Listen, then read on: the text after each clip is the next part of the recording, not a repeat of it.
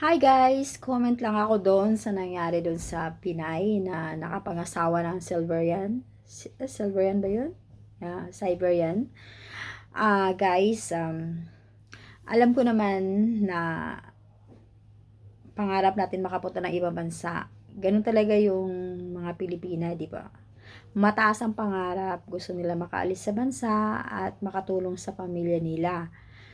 Pero guys, sana bago nyo ginawa yun, kahit ako naman, di ba, nasa sitwasyon na ganun. Gusto ko rin umalis sa bansa at maahon sa kahirapan ng pamilya ko.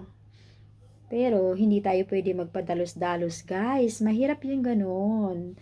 Kailangan natin malaman kung ano talaga ang background. Kailangan natin mag-background check doon kung sino yung ating gustong makasama habang buhay. Especially mga foreigner. Huwag tayong susugod sa gera na wala tayong dalang baril. Okay guys, nakipagsimpatiya ako doon sa nangyari sa babae. At the same time, sana nag-background check siya muna. O kaya nagpa-investiga. Alam nyo guys, ang pag-ibig, hindi yan minamadali. Kusa lang yan dumarating. Huwag nating madaliin ang lahat ng proseso. Kasi meron talagang tao para sa atin. Ngayon, kung meron man dumating sa atin at di tayo nagtagal, ibig sabihin, paparating pa lang yung totoong tao at tamang tao para sa atin. Huwag nating madaliin kasi minsan nauuna pa tayo sa itinakda. Kaya guys, lesson learned dito, kagaya ko, isang OFW dito sa Singapore, kung makipag-date kayo sa mga foreigner, you make sure na magba-background check kayo. Huwag kayong tatalon at dahil nakakita lang kayo ng pera or whatever, hindi ko naman sinasabing mukhang mga pera kayo. Hindi ko naman sinasabing mukhang pera kayo. Okay guys? Ang sabi ko lang, you make sure na mag-background check kayo. Kasi lahat tayo ay mukhang pera. Tama yun, narinig nyo. Lahat tayo ay mukhang pera, including me. Pero bago kayong tumalon sa isang desisyon na hindi nyo dapat pagsisihin sa bandang huli, you have to background check that person you love.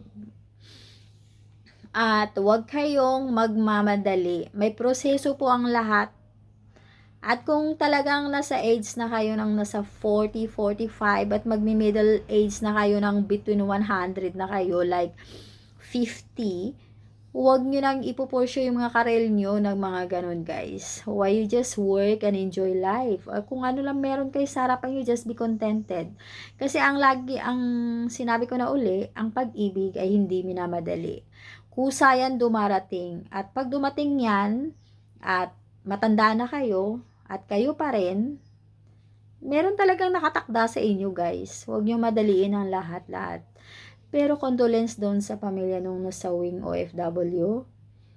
At napag-alaman ko rin na may sayad pala yung guy. Galing pala yan sa mental. Hindi lahat ng mga dating site ay nagsasabi ng totoong information.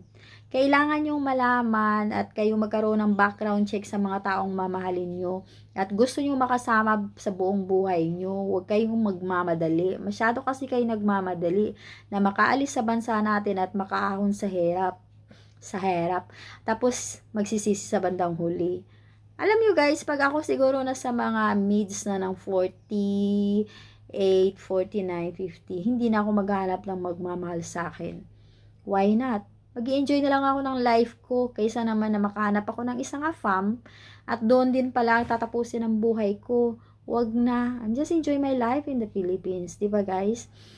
Kasi pagka ganyan kasi, minsan lang to ha, inuuna kasi natin na makaalis sa kahirapan at magkaroon ng financial stability. Sa bagay, lahat naman tayo may ganong perception ng buhay natin eh. May ganong mga thinking talaga. Especially yung mga babae. Mga babaeng Pilipina. O diba? Kaya mag-iingat na lang kayo. Hindi lahat ng dating site ay safe. At kung magkaroon man kayo ng date na mga AFAM or mga foreigner, make sure magkaroon din kayo ng background check. Huwag kayong malulunod sa mga pinapakita nilang kabaitan, kaswitan, at sa mga kaperahan nila. Kasi totoo lang guys, isa lang ang buhay natin. Pakaingatan natin yun. I-enjoy natin.